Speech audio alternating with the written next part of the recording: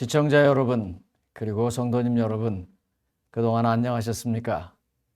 이제 벌써 25년도 3월이고 3월의 두째 주일입니다.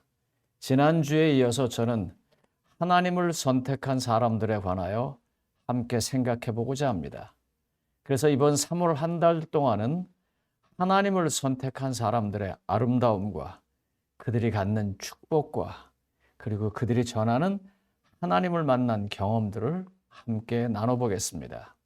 성경에 보면 하나님께서 여러 사람을 선택하셨는데, 그리고 또 많은 사람들이 하나님 편을 선택하는데, 과연 하나님이 사람을 선택했을 때 사람이 다시 하나님을 선택하는 것은 무엇일까요? 저는 이렇게 생각합니다. 바로 하나님께서 주신 선물을 받는 것, 그것이 인간이 하나님을 선택하는 첫 번째라고 생각합니다. 이것을 알기 위해서 저는 성경에 한 작은 규절을 좀 찾고자 합니다. 사도행전 1장에 보면 후반부에 예수님의 12 제자가 되는 그 과정이 나옵니다. 11 제자는 예수님을 따라서 끝까지 왔고, 한 분 유다는 중간에 배신과 자살로 끝을 마감했습니다.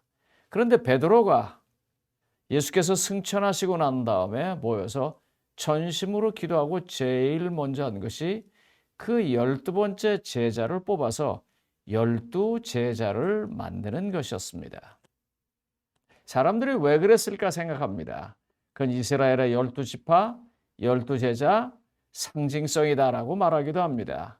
또 어떤 사람은 베드로가 말한 것처럼 시편에 있는 말씀이요, 이렇게 말합니다. 시편 109편 8절을 인용해서 유다의 자리는 채워져야 한다고 하는 말로 사람을 또 채웁니다. 그래서 마띠아라는 사람을 선택합니다. 참 이상하죠? 이거 굉장히 어떻게 표현해야 되나요? 아주 의미 있는 사건이고 역사에서 이렇게 중요하게 이 점을 놓을 만한 그런 일입니다.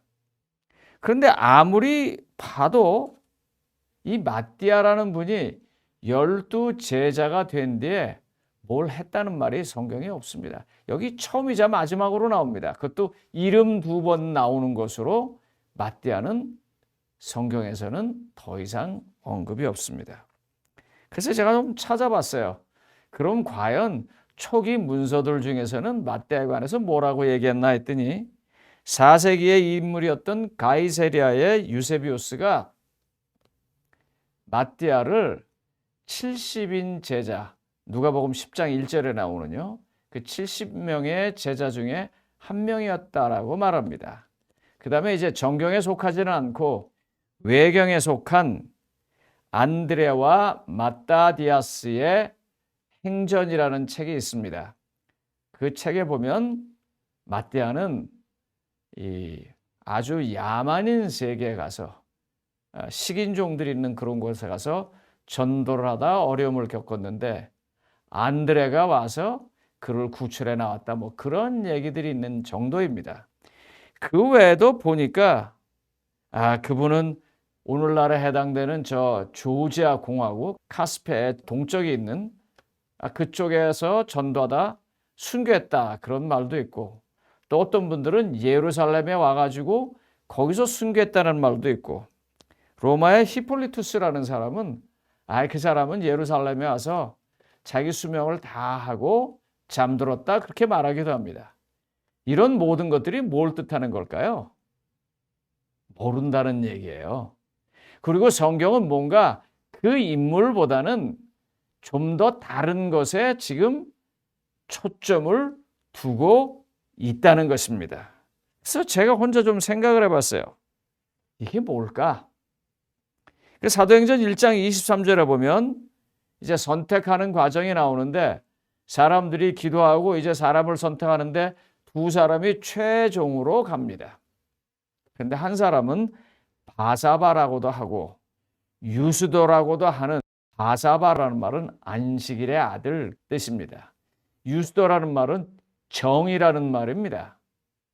이 이름이 뭘 나타낼까요?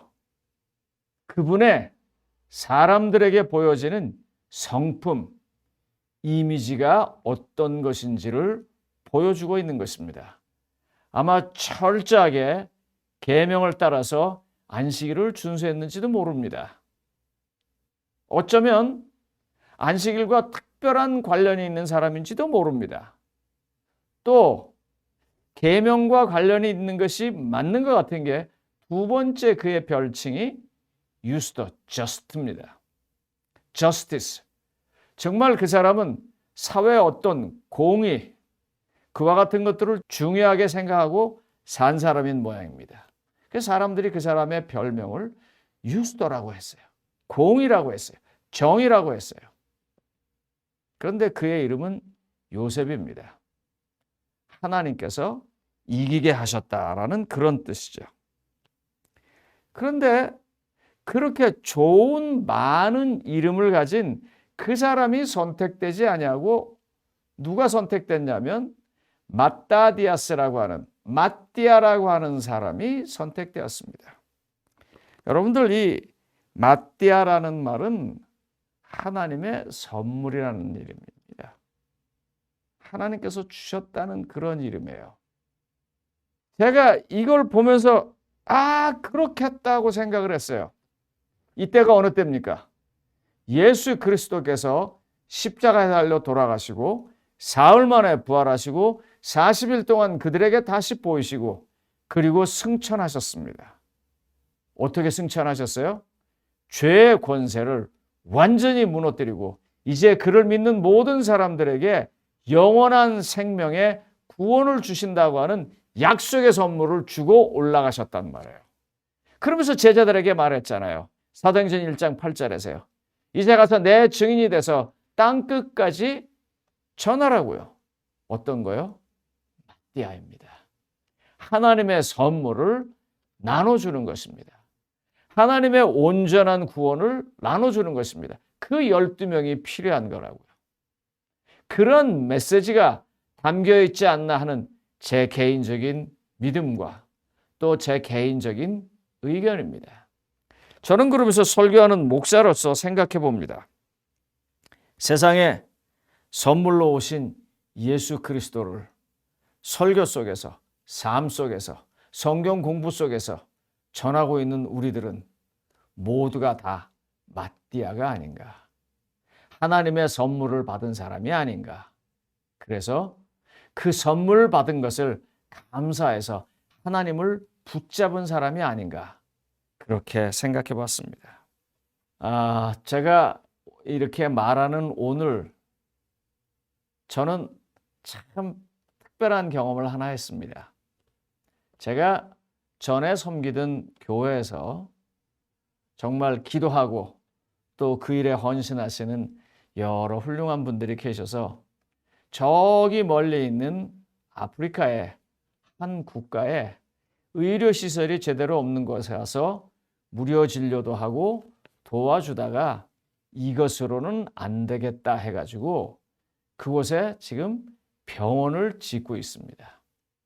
그래서 여러 가지 장비를 집어넣어서 수술도 하고 또 아이도 받을 수 있고 또 치과도 치료할 수 있는 그런 것들을 하고 많은 분들이 거기 가서 봉사하고 있습니다. 그런데 아시는 것처럼 그런 것들은 정말 꽤나 큰 희생이 있어야 합니다. 그런데요, 어느 한 분이 말씀을 들으시고 정말 상당히 큰 헌금을 보내오셨어요. 그분을 잘 몰라서 이제 전에 제가 그 교회를 섬겼으니까 저에게 물어서 제가 이 사실을 알게 됐습니다. 그래서 제가 그분에게 전화를 드렸어요. 누구누구님, 제가 보기에 지금 사시는 삶의 수준과 비교해서 굉장히 큰 헌금을 하셨는데 어떻게 괜찮으시겠어요? 제가 걱정이 돼서 그랬어요. 그때 그분이 한 말입니다. 그때 그분이 저에게 이렇게 말했어요. 목사님, 저 그렇게 잘 사지 않습니다. 제가 그거를 낼 때는요, 지금 낸 게 아니고 1년 전서부터 기도하면서 조금씩 준비해서 낸 것입니다. 거기에 감동이 있었는데요. 그 다음 말이 정말 감동이 있었어요. 그 말씀을 하고 난 다음에 그분이 두 번째로 이렇게 말씀하셨어요. 그런데요, 목사님, 전 너무 기뻐요. 제가 하나님과 함께 할 수 있는 것에 너무 기뻐요. 왜냐하면 하나님은 제가 계속 살게 해주셨거든요. 하나님의 생명으로 제가 계속 살았거든요. 그래서 제가 그 일에 함께하는 것이 너무 기뻐서 저는 걱정 없어요. 저는 한편으로 부끄럽기도 했고, 한편으로 감사하기도 했고, 한편으로 굉장히 기뻤습니다. 시청자 여러분, 사랑하시는 성도님 여러분, 하나님을 선택하는 것은요, 하나님이 주신 선물을 받는 것입니다. 그 선물은요, 세상이 줄 수 없는 주 예수 그리스도라고 하는 하나님의 아들이고요.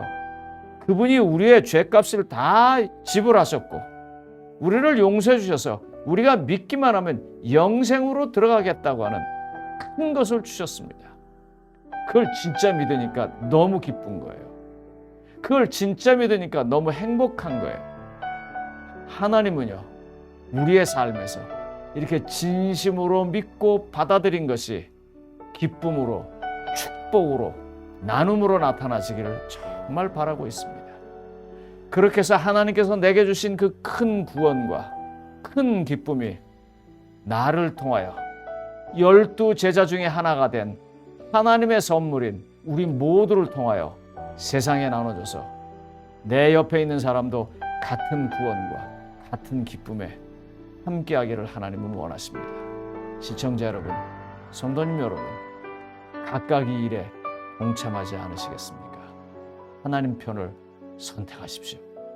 하나님을 붙잡아 주십시오. 말씀을 마치겠습니다.